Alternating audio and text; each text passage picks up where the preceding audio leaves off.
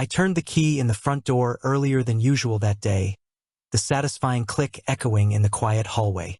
It wasn't often that I beat the rush hour crawl or wrapped up my meetings before the sun dipped behind the trees, but somehow the stars had aligned.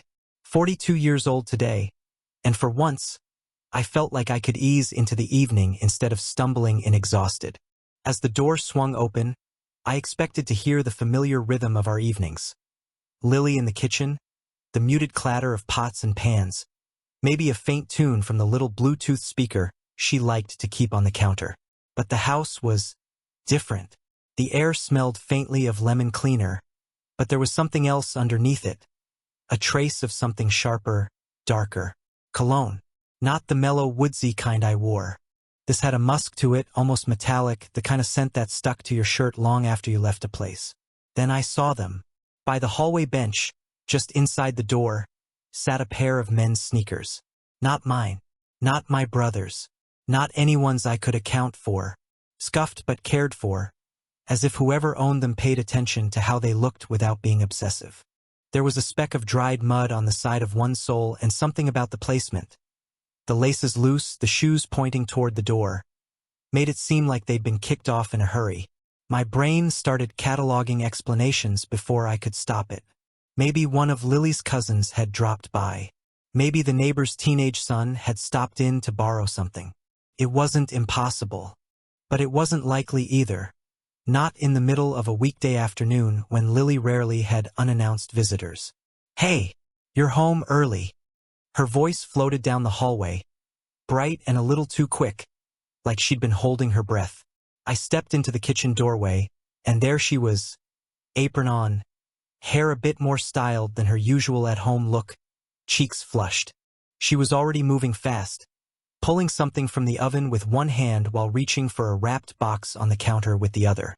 "You're not supposed to be here yet," she said, smiling wide. "You ruined the surprise." I glanced around the kitchen. 2 plates were already set on the table, side by side, not across from each other. The wine glasses were out, one filled halfway. "Surprise?" I asked, leaning against the doorframe. "Yes." She practically shoved the box into my hands. "I had this whole thing planned for tonight. Your birthday dinner, your gift, everything. You know how hard it is to get you to just sit and enjoy yourself?" Her laugh was light, but I caught the flicker in her eyes, something I couldn't quite place. "Yeah," I said slowly, turning the box over in my hands. It was neatly wrapped, the corners sharp, like she'd taken her time. But her movements now were rushed, almost frantic. "I was just—" She stopped, glanced toward the hallway, then back at me. "Getting things ready." I thought of the sneakers, the cologne, the half-full wine glass. "You expecting someone else?" I asked before I could stop myself. Her smile faltered for just a fraction of a second, but she recovered. "No, of course not. Just you. Who else would I be expecting?" The answer was meant to be casual, but the words felt practiced. She busied herself with the stove, asking me to taste the sauce, directing my attention to the roast she'd been cooking, making small talk about my day. I played along, but my mind wasn't on the food. It was looping through the details.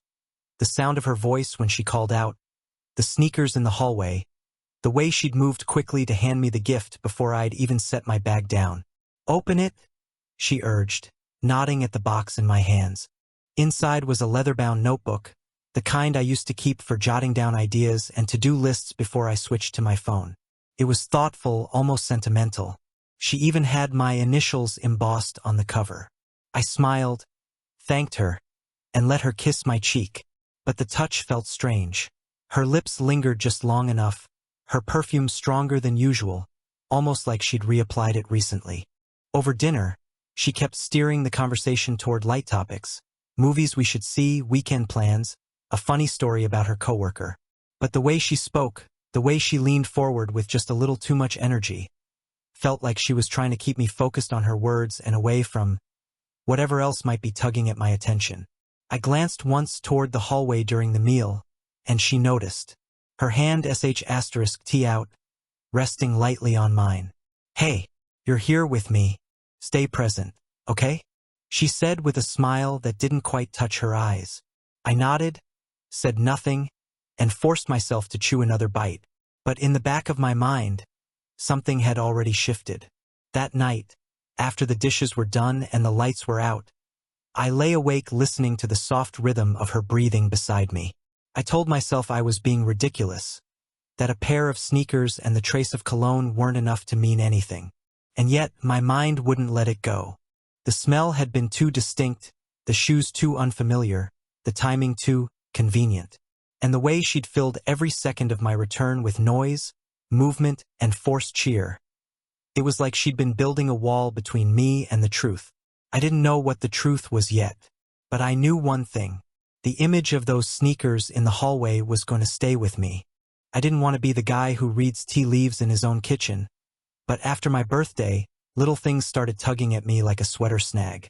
One thread, then another, and before I knew it, I was afraid to pull because I wasn't sure what would unravel. The cologne faded by morning, but the image of those sneakers stuck to my brain like a sticker you can't scrape off. I told myself it was nothing, a weird one-off.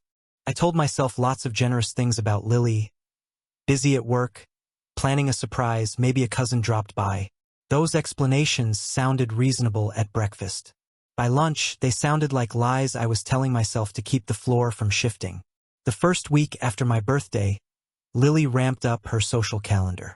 Girls' night, she'd say, chin up, eyes bright. She'd grab one of the newer dresses, ones I hadn't seen arrive, that fit almost suspiciously perfectly, and slip on jewelry I didn't recognize. When I asked, she'd smile and say, "My sister sent it," or "Mom gifted it early," except I talked to her mom, and if that woman had spent real money on Lily, there would have been a proud, paragraph-long text about it and a receipt photo for safekeeping. Her phone changed, too. Not the model, just the way it lived in our home. It went face down on the counter, like it was suddenly shy. Notifications grew modest, the sounds silenced. A call would buzz, and the moment my footsteps hit the doorway, her thumb would slide and the world on the other end would disappear.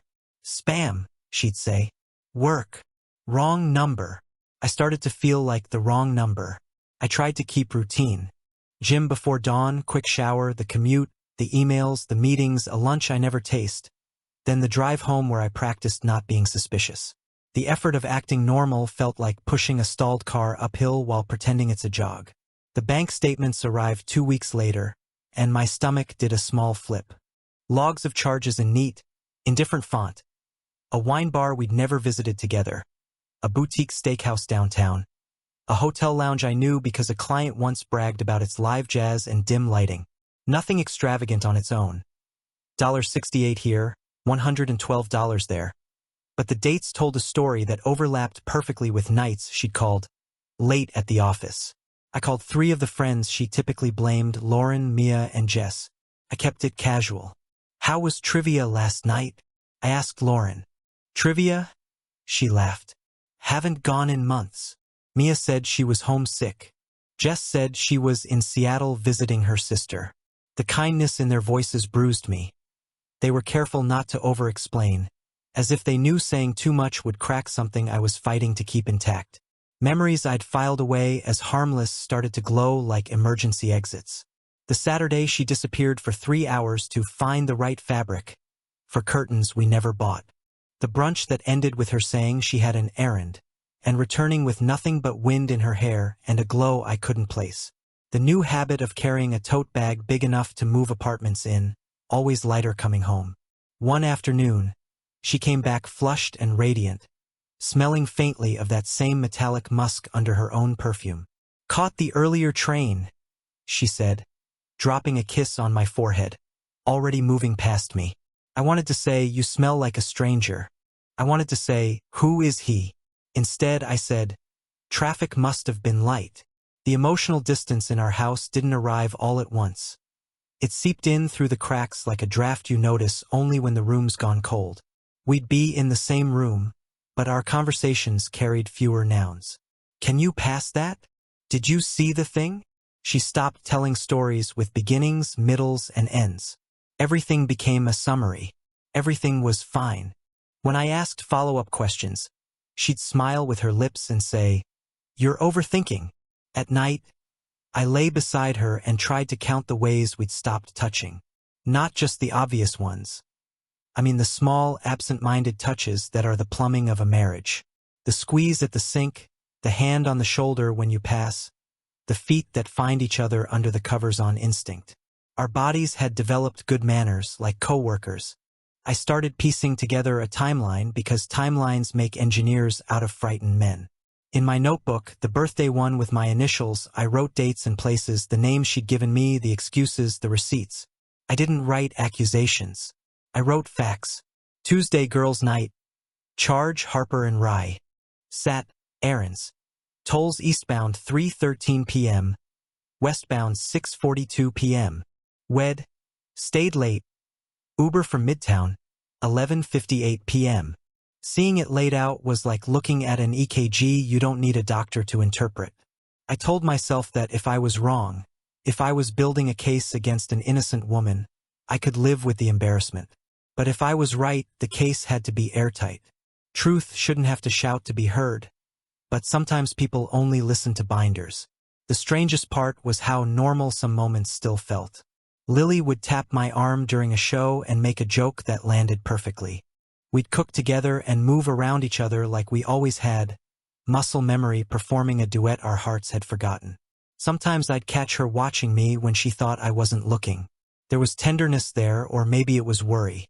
I wanted it to be tenderness. I wanted it so badly that I'd forget for half an hour about the hotel lounge and the dim light and what kind of company people keep there. On a Sunday, I suggested we drive to the lake, the one we loved before work swallowed our weekends. "Rain check," she said, already typing something on her phone. I promised Lauren I'd help with her move. I nodded, pretending I hadn't spoken to Lauren that morning about her very stationary plans to binge a docuseries. That afternoon, I opened the linen closet and found a shoebox tucked behind the spare towels. Inside, a new dress with the tags still on, black, elegant, the kind you wear when you want to look like a secret. A jewelry box, a receipt folded twice, paid in cash. My chest tightened with a feeling that was less like anger and more like grief showing up early to rehearsal. I reached out to Lily's listed employer, a small design firm owned by a man who liked to brag about family culture at company parties. "How's Lily holding up?" I asked, fishing, with the schedule and all. He chuckled. "What schedule?" he said. "She's on leave. Didn't she tell you?" My thank you tasted like metal. I didn't confront her that day, or the next. Confrontation felt like walking into a dark room without the light switch. I wanted the switch. I wanted to flood the space so brightly even the shadows had nowhere to hide. So I kept collecting light. I drove past the steakhouse one Thursday and recognized her silhouette through the window. Her laugh, the tilt of her head. She was alone at the table while someone else stood at the bar paying. I parked half a block away and watched my wife fix her hair in the reflection of a wine bottle. I'd never seen her do it that way, not for me. That night, she slipped into bed and pressed her cold feet against my calf like old times. For a heartbeat, I almost believed in us again. Then her phone lit the room with a rectangle of blue, a message preview that vanished before I could read the name. I turned over. "Everything okay?" She said into the pillow. "Just Mia." Mia, who had posted a photo from Denver an hour earlier. In the dark, I counted my breaths, steady as I could, and made myself a quiet promise. I wouldn't become a man who screams. I would become a man who knows. And when I knew, I would act. Not because punishment felt good, but because dignity is easier to carry than doubt. By the end of the month, the house had the careful neatness of a place waiting for guests that never come. Fresh flowers appeared on the table without fingerprints on the vase. Candles burned down in even thoughtful inches. I walked through our rooms and recognized our life the way you recognize a city from a map. Familiar in shape, treacherous at street level. Some nights I thought about the sneakers in the hallway and the way she moved to block my view. Gift in hand, smile bright. The memory kept sharpening, like it was choosing its edges. I kept sharpening, too. And somewhere in the sharpening, I stopped being surprised by anything at all. The day I finally got proof wasn't cinematic. No storm outside, no ominous music.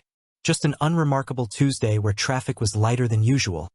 A meeting got canceled, and I found myself pulling into our driveway almost 2 hours earlier than Lily expected me. The house looked normal from the outside. Same blinds half-tilted in the living room, same hanging plant by the porch swaying in the breeze. I remember thinking, maybe I'll surprise her. Maybe she'll be reading on the couch or halfway through dinner prep, and we can... But the moment I stepped inside, the air told a different story. It wasn't just quiet, it was thick. That kind of hush where you can almost hear your own heartbeat. Then there was the smell. Not the faint, lived-in scent of our home, but something sharper, richer. Wine, perfume, and that same men's cologne I'd caught on my birthday. It drifted down from upstairs like it owned the place. I shut the door softly, more out of instinct than stealth. Every creak of the floor felt magnified. My shoes sounded like G*NSH*TS against the hardwood as I crossed the living room. Halfway up the stairs, I heard movement. A faint thump, fabric shifting, a low murmur of voices. My hand tightened on the railing. I told myself 100 possible explanations in the seconds it took to climb the rest of the steps.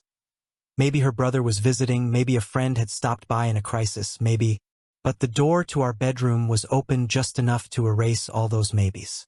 Through the gap, I saw him, a man in his 30s, fit, short dark hair, sitting on the edge of our bed with his back to me. He was pulling on a white button-up shirt, his movements casual, like he wasn't in a rush. On the chair beside him hung a suit jacket, folded neatly over the armrest. Next to it, on the nightstand, a half-full glass of red wine. And then Lily. She was standing near the window, the afternoon light outlining her in a way that should have been beautiful. She wore a silk robe I'd never seen before, pale cream with a sash knotted loosely at her waist. Her hair was damp at the ends, as if she'd just showered. She didn't look startled or guilty. She looked annoyed. Her eyes met mine, and instead of panic, there was this flash of irritation, like I'd walked into the wrong room at a hotel and was inconveniencing her.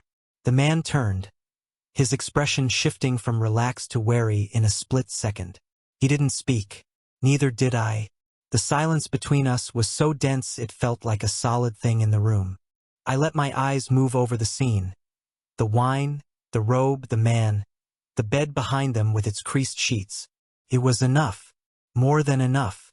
I didn't ask questions. I didn't demand explanations or shout. I didn't want to hear lies crafted on the spot, and I didn't trust myself to listen without breaking something. Maybe him, maybe myself. So I stepped back. Slowly. My heartbeat was a steady drum in my ears.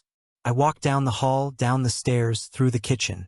My hands were cold, but my mind felt unervingly clear, like all the fog of the past weeks had burned off in an instant. In the living room, my laptop sat on the coffee table. I opened it without thinking, my fingers moving before I'd even decided what to do. I logged into our bank accounts, started transferring money into my personal account, moving every dollar I legally could. Savings, checking, even the little joint emergency fund we'd barely touched. I revoked her access to online banking and disabled the cards tied to those accounts. It wasn't anger, it was logistics. Then I called my lawyer. Not a lawyer, my lawyer. The one I'd quietly met with 2 weeks earlier, just in case. I told him it was time. Yes, I had proof. No, I wasn't going to confront her yet. Yes, I wanted the paperwork ready as soon as possible. When I hung up, I called the owner of the boutique design firm where Lily was supposed to be working full-time. He knew me, we'd met at a couple of holiday parties. Hey, I said, keeping my voice casual. Just checking in on how Lily's doing with that big project. There was a pause. Project, he said. Aaron. She hasn't been in for weeks.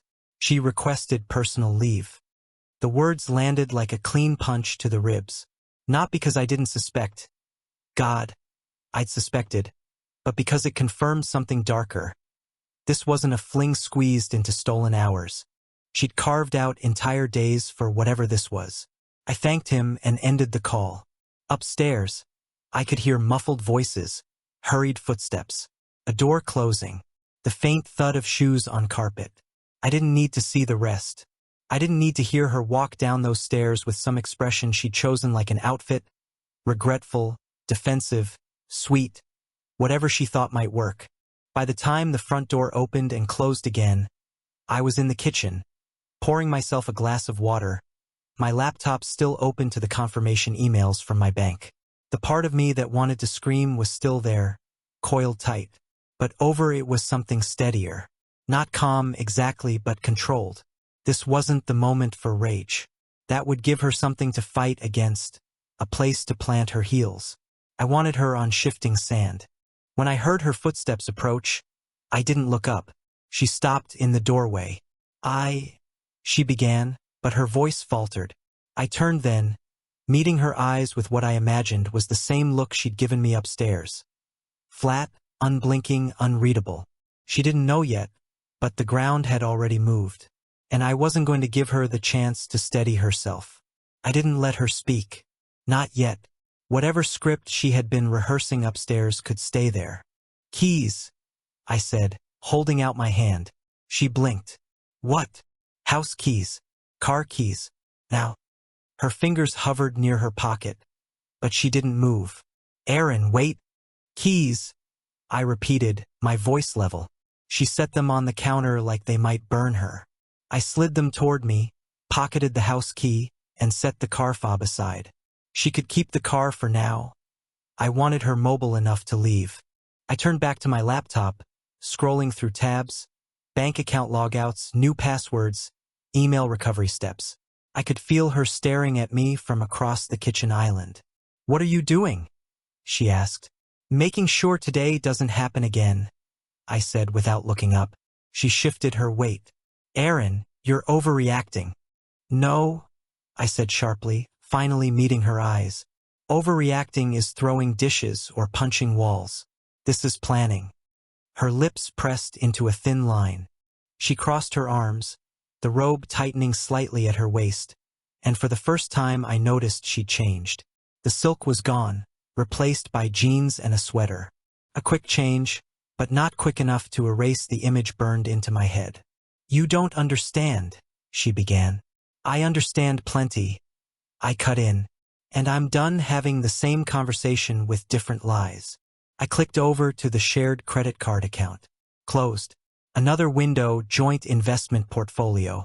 Liquidated my half into a private account I'd set up 3 weeks earlier.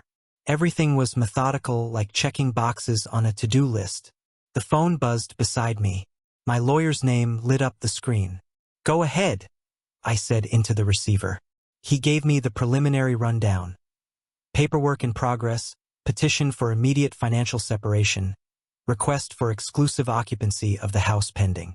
Yes, I said to each point. Do it. When I hung up, Lily was still standing there, but her arms had dropped to her sides. You've been planning this, she said quietly. Yes. Her eyes narrowed. For how long? Since I realized the truth doesn't survive in this house. She flinched, but I didn't soften it. My next call was to someone she didn't expect, her boss. Or rather, the man listed on her tax forms as her boss. He answered cheerfully, probably assuming this was a social call. How's Lily doing? I asked, my voice neutral. Well, he said after a pause. I assume fine. She's been on personal leave for weeks now. Said she needed time for family matters. I thanked him and ended the call. Lily's expression shifted, barely, but enough to confirm what I already knew. You haven't been going to work, I said. Her chin lifted slightly. That's none of your business. It's my business when you tell me you're working late and you're not. It's my business when our income takes a hit because you're otherwise occupied. That's not fair, she snapped. Fair? I repeated, almost laughing. That's rich. She stepped forward then, like closing the space between us might reset the conversation. Aaron, if you'd just let me explain. Explain what? I asked. Why a man I've never met was putting his shirt back on in my bedroom. Why your boss thinks you've been on leave. Why I can name 3 restaurants you've been to recently that we've never visited together. Her mouth opened and closed once, twice. No words came out. I pushed the laptop lid down gently, stood, and faced her fully.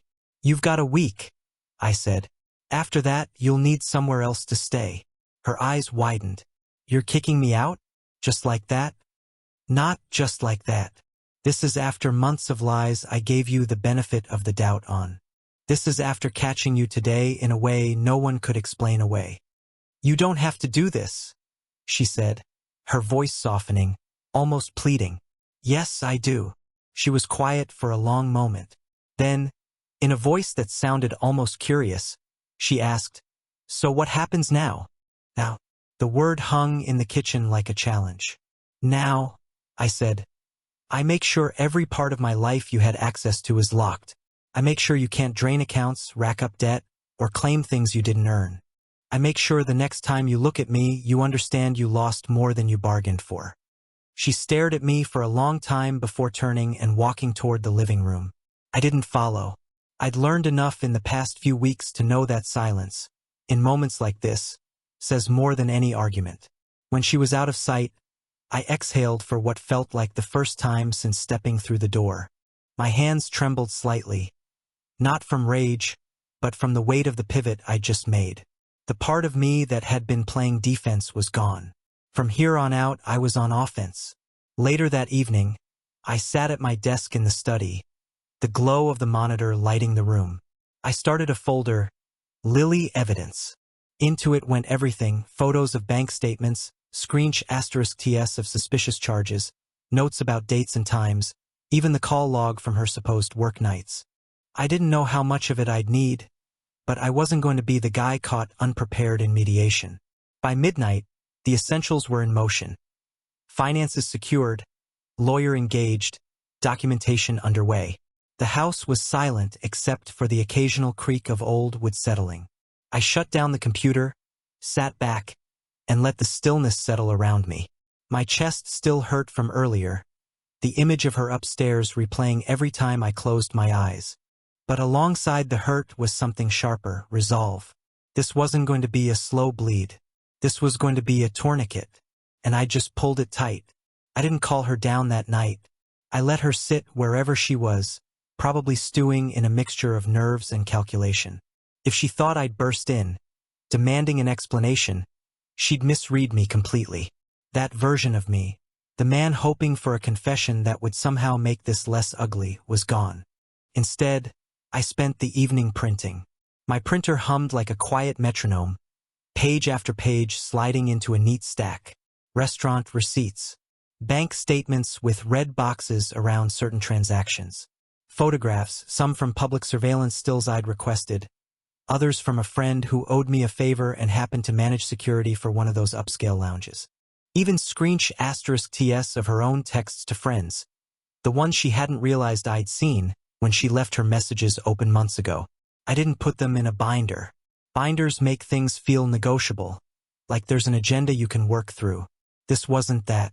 I paperclipped each set, made tidy stacks, and spread them across the dining table. A silent presentation. No preamble, no defense. Just facts. By the time she came home the next evening, alone, everything was waiting for her. She walked in, dropped her bag on the entry table, and stopped cold when she saw the spread. "What is all this?" she asked, her voice thin. "Your history," I said. My tone was steady, almost clinical. "In case you've lost track." She stepped closer, eyes darting over the papers, her brow furrowing.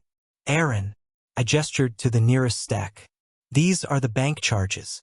Restaurants, bars, and hotels you didn't visit with me.